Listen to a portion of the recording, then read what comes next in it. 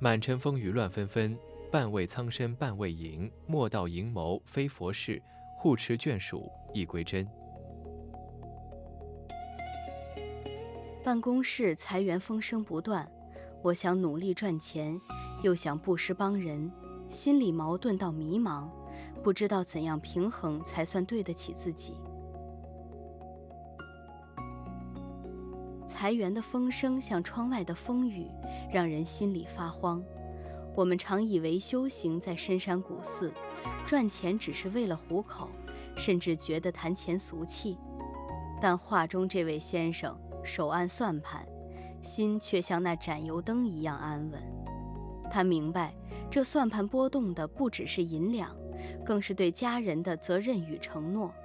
寄语说半为苍生半为银，其实这两者并不矛盾。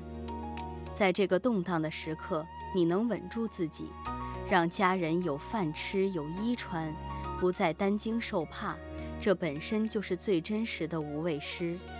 不必急着向外寻找道场，把你手边的工作做好，照顾好身边的人，这份承担就是红尘里最深切的慈悲。